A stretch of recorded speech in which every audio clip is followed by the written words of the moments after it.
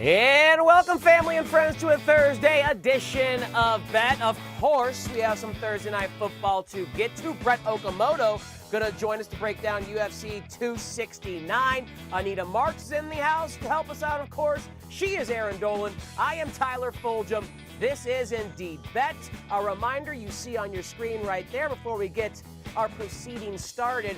Go visit our YouTube channel /ESPN Sports Betting to find all of our content, YouTube shorts, slices out of Daily Wager and Bet from the content we bring you. Anything that has to do with betting that ESPN Talent produces, you can find it on that YouTube channel. Erin, we have done an hour of Daily Wager. We got 30 minutes of Bet. Are you ready to rock and roll, yes. sister? Well, yes, absolutely. That is a nice, lovely yes. So let's get this bad boy started. We had a little bit of technical difficulty with this last week.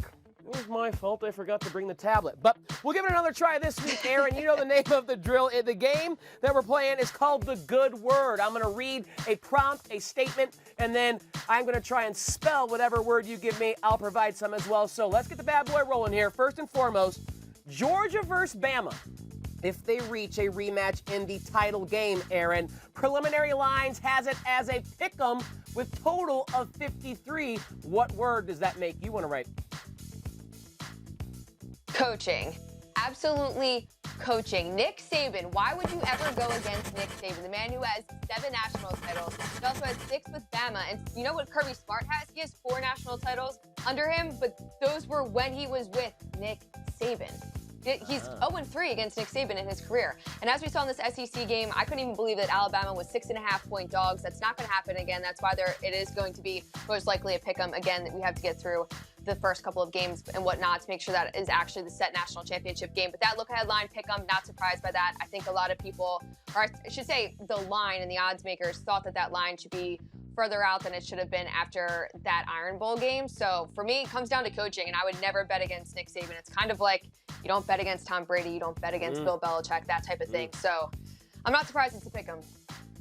I'm picking up what you're putting down here, sister. My word is roll. Now follow me. What the heck just happened there? I'm going to try that one more time. Those should not be connected. Much better penmanship there. Follow me here, okay?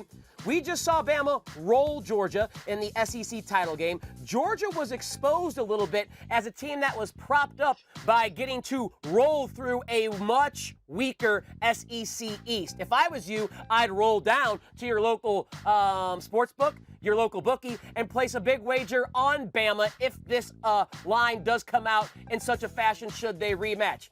Roll damn tide. I'm with you. The coaching matters. Bama's just the better team. I think Absolutely. Georgia was exposed as a squad that beat up on weak competition this season. When they stepped up in class, they got smacked around a little bit.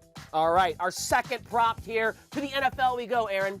The Browns are 2.5-point favorites against Baltimore, division rivals, on Sunday. Your word? Movement. So this line has seen the most movement so far out of anybody on the NFL Week 14 slate. So the Cleveland Browns open +1 dogs. It's moved to -2.5. They're coming off a bye. Just want to mention, teams coming off the bye actually aren't that great against the spread. They're 10-13-1 ATS for all the teams coming off the bye this year. And just in general, the Ravens are not looking good. The Browns aren't looking worse or better. I don't know what's going on with the Browns. I'm embarrassed to say that Baker Mayfield was my preseason MVP candidate, and I made a case for that man. I mean, they are coming off the bye. Before that, they had played the Ravens in that game. It was a very close, I guess you could say close game, and both teams were terrible. 16-10 thanks to Lamar Jackson being able to give the ball to Mark Andrews in the end zone to get that touchdown to get them to win that game. I don't think anything has changed with a week off with the Cleveland Browns, but for me, there's been a lot of movement on that line, and it makes it a little fishy, but I would definitely back the Ravens in that. But nonetheless, movement is the first word that comes to mind. Yeah, I understand that. I noticed that movement. I'm going to use another M word here, and it's French. The word is macabre. The R-E. Gosh, what's wrong with my... That's silent, the R-E. Macabre is a word that means grim. So follow me here. Edgar Allan Poe, the famous author for which this Ravens team is named after in Baltimore, was famous and well known for the macabre or grim nature of his literary works. And right now, the Ravens' propositions for realizing expectations this season seem to be dwindling with each grim injury that they suffer, injuries that go back to well before the regular season started. So, with that being the case, the movement of the line is toward the Browns. I tend to agree with that because of all the issues that the Ravens have had to deal with, and I don't think they're going to overcome. So I'm actually backing the Browns here because of all the grim and macabre injuries that have beset this Ravens team. Did you learn a new word today? I did. I like the Edgar Allan Poe. I haven't heard that since high school. I'm pretty sure he does poems, right? Poems or books? One of them. Short stories, poems, absolutely. And they were known for their grim nature. Short stories. I didn't remember Edgar Allan Poe. I had to go to the Google machine, but it made me sound smart when I used that French word there. All right, our final prompt on the good word. Aaron Rodgers now second in the MVP race to the favorite Tom Brady. Brady's still number one, but Rodgers odds at plus 550. What's your good word? GOAT. Tom Brady's the GOAT. If anybody deserves it right now, he's leading the league in touchdowns and passing yards.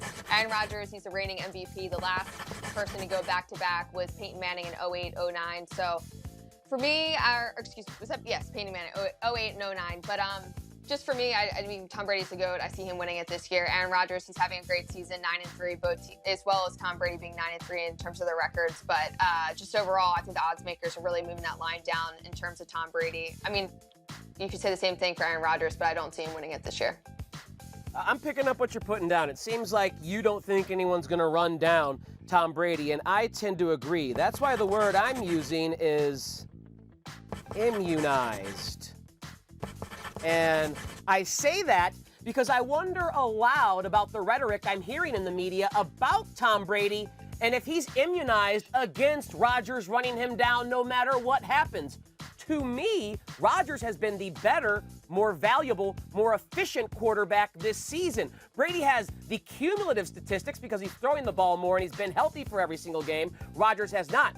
But Rodgers' team has the better record. Rodgers' efficiency numbers are better. And you saw what happened when you take Rodgers out of Green Bay. Not that the Tampa Bay Bucs would be this world beater without Brady, but they scored 7 points in Kansas City against a defense at the time that was struggling to stop a nosebleed. So I wonder if there is rhetoric around Brady at age 44 that has immunized him from being run down by Rodgers. Your thoughts?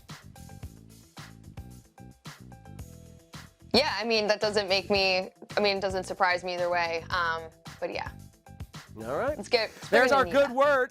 There's our good word for this Thursday. We have to now get to Thursday Night Football action. We don't have Rodgers. We don't have Brady.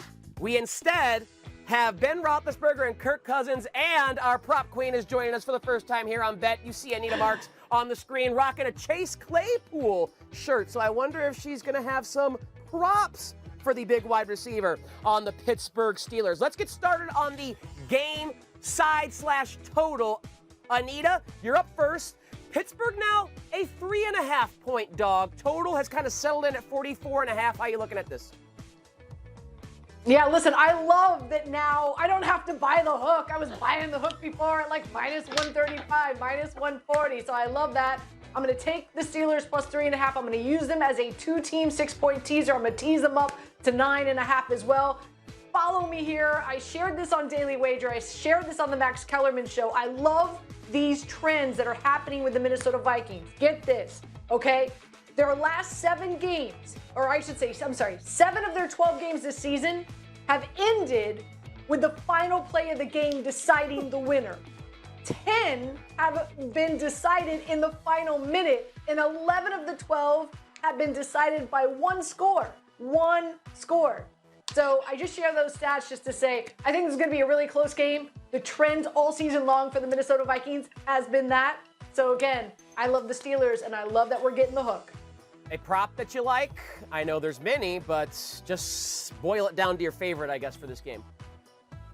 Yeah, I am wearing the Chase Claypool shirt. That is one of the props that I like, but I'm gonna double up here. And one is Ben Roethlisberger. I know we're anticipating that this is going to be his final year, so I'm calling it the Ariel Farewell Tour. where, he's just passing the ball a lot. And as of late, he has looked great. So I'm going over 22.5 completions for him, and his favorite target, Deontay Johnson. Listen, this is going to be a tough matchup for him. Not going to say this is easy, but it's all about the volume that he gets. Double-digit targets each and every week, so over 6.5 receptions for Johnson tonight. Those are two of my favorite. All right, love the prop men you got there from the prop queen. We'll get a prop from Erin Dolan. We'll also get a side and or total bet. Erin, how you feeling about this Thursday night matchup? So I'm looking at the total, and Tyler, I know your best bet is towards the under, and it makes sense with the trend being 10-3 in Thursday night games. But I'm rocking with the over. I liked it at 43.5 this morning, but it did move up to 44.5, so I'm still going to rock with that over nonetheless. Minnesota has cashed the over in 4 of their last 5 games, also a trend that's hitting over 80%. Minnesota is 7-1 towards the over in their last 8 games when coming off and against the spread loss. We saw them lose last week to Detroit, which was absolutely terrible. But both of these teams are not great on defense, so I'm definitely going to take the over. I think a lot of points will be scored, could potentially be a shootout. That leads me to a player prop, Najee Harris over 71.5 rushing yards. So an interesting stat, Harris has led the team with 65 rushing yards per game, but the Steelers have run the ball 284 times this season. Najee Harris has accounted for 217 of those attempts. That is 76%. So if Ben Roethlisberger, let's say, comes in and is not able to be accurate, I think he'll be passing the ball off to Najee Harris, and he'll be able to hit that over 71.5 rushing yards. All right. As you alluded to there a little bit, Erin, we're kind of on opposite sides of the total. So since you're new to the bet family here, what we like to do in this situation is either toss a roulette chip up in the air for a roulette bet, or we can wager a bottle of wine. So I imagine probably the wine is what we're going to. I know That's Anita. what I like to do. Anita likes the bottle of wine. So we'll take this offline after the show and figure out what bottle we're going to wager. You guessed it, I'm on the under. As far as the game, as you mentioned, 10-3 this season, Thursday Night Football to the under, and that's 10 of the last 11, including the Thanksgiving Thursday night game between the Bills and the Saints, have gone under the total. Ben Roethlisberger on short rest, don't like him accessing a ceiling for the Pittsburgh offense. Kirk Cousins struggles in primetime. Mike Tomlin, if he wins, and I do like the Steelers side, they're going to have to win a slugfest, not a shootout, because of that offense. So I'm under 44.5, and I'm with Anita, the prop queen, on the Deontay Johnson prop. No matter what happens with this offense, Ben Roethlisberger is going to pepper Deontay. Over his last 4 games, he's averaging nearly 13 targets per game. No Juju Smith-Schuster. Chase Claypool's been banged up. He can't throw deep. And Deontay operates in that short and intermediate area. So I think he's going to get his 10, 11, 12, 13 targets. And I think that will help him get to 7 receptions in this game. So wine bet forthcoming between you and I, Miss Dolan. We'll figure out what bottle is on the line with this total. All right, last week in the Erin's debut on the blind bet, it was a winner-take-all scenario for both of you. So I guess that means we have to credit our producer, Weimer, for picking a couple of good props no matter what happened. You both were winners. Dallas scored in all 4 quarters. She's the capper. We need to get her on. Exactly. And Dallas did also punt more than 4.5 times, which is also kind of crazy how they didn't correlate there. So you know the name of the drill. Last week, Erin, you went first. So this week, Anita, you will go first. I have 2 envelopes here. Camera 1, camera 2, camera 1, camera 2. Anita, which envelope would you like to choose first, milady? I'll start with envelope number 2, please. Envelope number 2 it is. And here's what we have to say. Oops, I just opened up 1 apparently. Here's 2. Okay, I'll take 1. They didn't see that I'll out in take TV 1. land, though. No, they didn't see it out in TV land, so we can still hold it. Greg Joseph, over 2.5 extra points at plus 130. Do you like that to keep it, Anita? Would you like to give it to Erin? I'll give it to Erin. Okay, Erin, you are stuck with Say Greg it Joseph. one more time. Greg Joseph over 2.5 extra points plus 130, but that means the Vikings need to find the end zone at least 3 times, which I think you probably like because you're taking the over in this game. So that's what you have, Erin. That means, Anita, you are left with this that I opened up a little bit too early, but Pittsburgh winning the second quarter at plus 135. Are you happy you ended with this?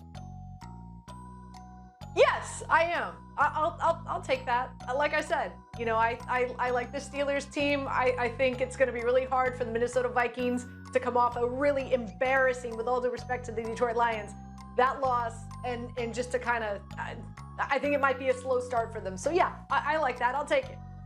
All right, yeah, both of them kind of correlate with what you guys are developing for a great game script. Aaron likes the over, so over 2.5 extra points for Greg Joseph, Vikings kicker. Yeah, and that's a good one, actually. Yeah, okay, both you seem happy, and that's what we want. We want our people to be happy here, so Kirk we'll see what Cousins happens. is going to go off. Watch, just wait. All right, Aaron's calling it out there. I tell you what, how about you guys just simmer down for a second, take a little break here on Bet, because I got to bring in our esteemed guest as we move to the octagon for UFC 269. That means Brett Okamoto is joining us from the Apex here in Las Vegas. Brett, we spoke to Chael Sonnen here on Bet on Monday, and he considered Juliana Pena a live dog at plus 600 against the Lioness Amanda Nunes. Do you agree with that statement? I mean, listen, guys, Chael Sonnen has been known to say a few curious, crazy things over the course of his fighting career and then also his analytical career. He's also happens to be a close friend, personal friend of Juliana Pena. Look, I think Pena is a good bantamweight. I respect her skills. I think she's going to win fights in the UFC. I don't think she's going to win this fight against Amanda Nunes. I don't think many people do. Is she a live dog? I mean, if she were to pull this off, we'd be talking about the second biggest upset in female UFC history. The biggest, of course, being when Holly Holm knocked out Ronda Rousey. I look at Amanda Nunes being a different champion than Ronda Rousey as at that time. Amanda Nunes is completely still bought in. She's completely motivated. I just don't see a path to victory for Juliana Pena, but hey, that is why they fight, right? And Pena is certainly going in believing that she can get it done. Yeah, we have seen the line move in Nunes' favor, now a minus 900 favorite over Juliana Pena. But Chael thinks there's a live dog. Our buddy Brett Okamoto saying, not so much. Staying with this Nunes fight here, Nunes has been a massive favorite in pretty much every fight, at least minus 380 on the money line, going back to 2019. You look at her last 4 fights on the screen there, just been a massive favorite, and she has taken care of the competition. You know, the world appreciates a champion, Brett. Does the UFC, though, consider it an issue that there hasn't been someone who's been closer competition pre-fight, considering she's won 12 bouts in a row in 2 different weight classes? Yeah, I mean, what are they going to do, right? I mean, it's not like they haven't been signing women. It's not like they haven't been giving women opportunities. Amanda Nunes just, that gap exists, man, and she's not letting anybody close it. So until somebody closes it, what do you want the promotion to do? There's really not this great fighter out that they haven't signed, that they haven't brought in, and they're trying to develop new talent. It's just, this is how good Amanda Nunes is. And sometimes we see champions like this. I mean, the UFC is not, it's not like they haven't seen this before. You know, George St. Pierre, John Jones, Anderson Silva. It turns into one of those things where it's not like, is Amanda Nunes going to win? It's how is she going to win? That is sort of the appeal with her right now. And until someone closes that gap, man, that we're going to be left with that. As we are left in the 125-pound division with Valentina Shevchenko. There are just 2 very dominant women in the sport. That's just how it is right now. All right, Brett, let's move to the fellas on the main event card. That would be Dustin Poirier sitting as a minus 160 favorite over Charles Olivera. Do you agree that Poirier is the right favorite?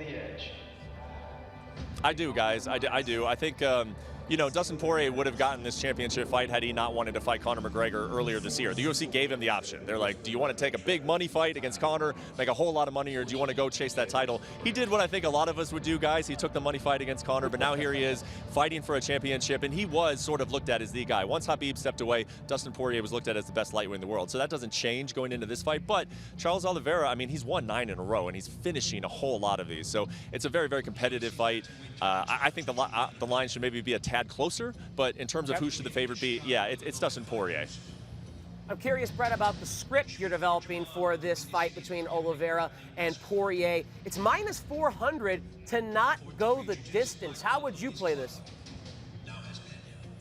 Yeah, well, I'm not surprised. You know, Charles Oliveira, like I said, he's got the most finishes in the UFC, and Dustin Poirier is right behind him. So both these guys, they don't take a long time to finish fights. 5 rounds. I do see one of these guys getting a finish. I think if you want to bet this fight, you gotta try and pick a method, right? And so for Dustin, I think you would probably take TKO, knockout. He's got the finishing ability. He's real good, especially later in the fight, 4th and 5th round. So I think he could get a chance to get Charles out of there with a knockout. And then for Charles, man, submissions. I mean, he can jump on your neck. He doesn't even need need a takedown, guys. He can jump on your neck and submit you even when you're standing up. Usually you got to be on the ground to get a submission. Charles Olivera is that good. So if you want to bet this fight, I would look at trying to pick exactly how it's going to happen, because I do think we are going to get a finish. All right, great stuff from our guy Brett Okamoto, getting ready for this weekend's UFC 269. Brett, look forward to your coverage throughout the rest of the weekend. Enjoy the card, and we appreciate you joining us here on Bet. Thank you, guys. All right, now we bring back in Erin Dolan. And, you know, Erin, I thought you might be a good luck charm for the show, but we're still over in the parlay to paradise. I have many losses to my name. You have just one, so maybe this is the week it happens. Let's get it kick-started. You know the drill. Erin gives 2 bets she likes. We'll take a look at last week. I did nothing to contribute. Neither did Greg McElroy. At least Erin got Detroit +7 against Minnesota, right? Yes. So 1 out of 5 Outright win. ain't bad. And they did get that outright win, so that was a great call there by you, Erin. You were carrying the team last week. We let you down. But if we're going to fail, we might as well fail in a blaze of glory when it comes to a parlay. Hurts a lot more if only one leg misses than if 4 out of the 5 miss. Okay, 2 picks from each of us and a guest picker coming up. Erin, will let you get started again since you were the better of the 2 last week. Give me your 2 picks for the parlay to paradise. Okay, for my 2 picks, this is very out of character for me. I'm going with 2 unders. This does not sound like me whatsoever. First one, we're going Baltimore Browns. These trends are hitting over 80% of the time. Unders 4-0 in the Ravens' last 4 games, 5-0 in their last 5 road games, and 5-0 in the last 5 road games as an underdog. Also, neither of these teams are really scoring in the last couple of games. Ravens have scored just 61 points in the past 4 games. The Browns have only scored more than 17 points in 1 game in their last 7. So neither of these teams are really putting up points, so I'm definitely going with the under in that game. Another under I like is Tampa Bay, under 53.5. They're going against the Bills. It's going to be a great defensive game. The Bills are the best defensive team in the league right now, and then Tom Brady's obviously going to be doing his pass attack as much as he can possibly do, but they still rank in the top 10 in defense. I think this will be a game where neither of these teams can really go off, so for that reason, I'm definitely going to take the under in that one. Okay, a couple of unders from Erin. I have not seen that kind of behavior from you yet, Erin, so showing some versatility. Not fun. Yeah, you were chiding us on Daily Wager for the unders in the Minnesota-Pittsburgh game. Now she's hammering them here in the parlay to paradise. I love it. I'm going to go with a couple of favorites on the Sunday NFL card. The first is Aaron Rodgers and the Green Bay Packers. We know that he owns the Chicago Bears. He told the crowd at Soldier Field earlier this season. Now he gets to remind his fans at Lambeau how much he owns the Chicago Bears. Anything below 2 touchdowns, I will play the Packers side. Rodgers is playing like a madman. He's coming off the bye. That defense has been amazing, even without Jair Alexander and Zadarius Smith. And then Justin Fields is going to make his first start in weeks. What kind of rust is there for Fields? And he's thrown into the wolves by Matt Nagy on the road against Rodgers, who will push the pace for him in that offense and probably put him in a lot of drop-back situations where Green Bay can pin their ears back and go after him. And it's on the road at Lambeau in the elements. I don't like that spot for Justin Fields. I love it for Rodgers and the Pack. Also, I'm going to lay the 5.5 with New Orleans against the New York Jets. This is more of picking on the Jets at anything less than 2 field goals. I know, Sean Payton's a much better coach than Robert Saleh right now, so under 2 field goals, I believe Payton will be able to exploit the awful defense of the New York Jets, which is last in the NFL in points per game allowed, yards per play allowed, and defensive EPA. So it looks like Alvin Kamara is going to be back. Taysom Hill will be under center. I don't care about his finger. They can run the ball like Bill Belichick did 36 times in a row against the Jets and cover this number because the Jets will not stop Taysom Hill and Alvin Kamara. So laying it with the Packers, laying it with the New Orleans Saints, a couple of unders from Erin Dolan. Our guest picker, you've already seen him once today, Brett Okamoto. All right, guys, for my parlay pick, I'm going to go with UFC bantamweight Randy Costa taking on Tony Kelly. And I know that he is a little bit of a decent-sized favorite here in this fight against Kelly. But for my first appearance on this parlay, I want to give a safe one, and I do believe this one's very safe. I think that Costa could be a bigger favorite than he is right now. I think it's going to come down to kickboxing. Costa is a terrific kickboxer. He's clever. He's creative. I think he just has more tools in the stand-up over Tony Kelly. And Tony Kelly, I don't like this spot for him. He's been out for an entire year. Randy Costa is a fast starter. Maybe not take him by knockout, but take him to win the fight straight up. And I think we will hit this parlay, guys. Back to you. All right, Brett. We hope so because it'd be the first time in show Love the history. enthusiasm. 5-legger. I know. Brett's the man. Aaron, there's the reminder. A couple of unders on the NFL Sunday card. Tyler, a couple of rather large favorites with Green Bay and New Orleans. And you saw Brett Okamoto saying he's going with the safer pick on the card, Randy Costa over Tony Kelly. $100 bet returns to shade under $2,000. That will take us to paradise. All right, let's bring back both ladies now. Anita Marks and Erin Dolan. This is the three-person weave as we move to the basketball court. Taking a look at a rather light NBA slate. One game has already started. Erin, that's your Philadelphia 76ers against the Utah Jazz. We still have the Lakers. I now have my eye on that one. That was your best bet, I do believe. Nuggets and Spurs, those are the two games left on this card. Let's start with that Lakers-Grizzlies game first, Anita. How are you looking at that matchup? Yeah, listen, I like the Lakers here, believe it or not. I mean, that offense has finally arrived. Their last 5 games, they're averaging 115 points. At the end of the day, they're the better team. They're the rested team. We've got a Grizzlies team. This is their second game of a back-to-back, and a brutal one at that. I mean, it was a physical game against Dallas last night, where they only shot 40% from the field and 29% beyond the arc. So I like the Lakers tonight. Anita likes the Lakers side. I know you were saying this line looked a little fishy earlier in the day. Aaron, how do you feel about this matchup? Yeah, I think this game's absolutely a trap game. If I was going to play a side, I'd probably go with the Memphis Grizzlies. They're 5-1 straight up and against the spread in their last 6 games without Ja Morant. And the public's all over the Lakers, and that line is not moving whatsoever. So to me, that's a trap game. I'm definitely going to go to a player prop for the Grizzlies. Jaren Jackson over 18.5 points. I think that actually has moved up. Correct me if I'm wrong, maybe to 20 at this point. I know that's what I gave in daily wager, 18.5.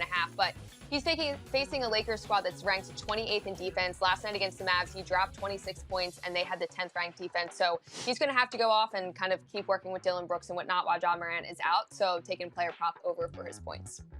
Yeah, I think helping you with that is not only Ja out, but so too is Brandon Clark. And now Dillon Brooks has been put in the health and safety protocols, and he's a big offensive centerpiece for the Grizzlies. So that could funnel more usage and more points Jaren Jackson's way. With those 3 guys being out, with all of the big 3 being available for the Lakers, and this being the front end of a back-to-back with OKC and their terrible team tomorrow, I like the Lakers as well, like Anita. I'll lay the 4, and I agree with you, Aaron. It seems fishy, but I am going to go fishing. I'm going to try and catch that piece of salmon right there. The Lakers should handle this team without Ja, without Brandon Clark, and without Dillon Brooks. There's too many pieces missing from the Grizzlies rotation, I think, to contend with this Lakers team. If they're as good as they want to be this year, they better cover this game considering what the Grizzlies are missing. So we'll see if that indeed ends up being the case for a Memphis team on the second game of a back-to-back. And the only other game that's about to tip off in a few minutes, so let's whip through this. Nuggets and Spurs. Spurs at home favored by 2, total of 216.5. Anita, again, how are you looking at this one? Yeah, in just a second, I'm just curious. Did you say salmon because Grizzlies eat salmon? Is that why that was the fish of choice? You just anyway. Let me move right along. There's so many reasons why I want to bet the Spurs, right? Like this Denver team, second game of back-to-back, went into overtime last night against the Pelicans. 7-game road trip, but at the end of the day, they've got arguably the best player in the NBA. So I'm staying away from it, but I'm playing 2 prop bets. Number 1, give me Murray double-double at plus 120. He's got a double-double 4 of his last 5 games. And Doug McBuckets, baby! McDermott, over 11.5 points. He's averaging 13 a game his last 5 games. As we know, the Spurs dealing with some injuries. So I think both these cats are going to get a lot of playing time, and I think they'll deliver. Just for the sake of full disclosure, I did not make that connection between Grizzlies and salmon. That was just the good fortune of my word choice, but we'll act like I did that as a genius literary device there, Anita, since you brought it up. So yes, I said salmon because the Grizzlies were involved. No fish in this game, right, Aaron? Is this line fishy to you at all like the last one, or how you playing Spurs Nuggets tonight? I have tried to make a pick for this game so many times today, and I cannot get a side, so I'm going with the player prop, Will Barton, over 15.5 points. Jokic was huge last night, and they almost lost in that overtime, but able to get the win against the Pelicans. Nonetheless, he's going to have to step up these role players to help Jokic, especially after his 4th triple-double of the season last night. So I'm going with the player prop, playing it safe, because it's making me nervous, that line. Yeah, I understand it. Barton's kind of the second offensive piece there behind Jokic. 15.5 seems a little low because I do think This correlates with you, Aaron. The game goes over the total of 216.5. I think we'll see some points here. Home games for the Spurs, 9-1-1 to the over this season. The Nuggets are on the second game of a back-to-back after an overtime affair with New Orleans. I think that means Greg Popovich will try and push the pace against those tired legs for the Nuggets on defense. So I'm going to play the total over 216.5. That kind of correlates with your over for Big Bill Barton, and a lot of points and assists for DeJounte Murray maybe as well for you, Anita. All right, she is Erin Dolan. She is Anita Marks. I am Tyler Fulghum. We appreciate you joining us here this Thursday night on Bet. Enjoy Thursday Night Football. Sunday.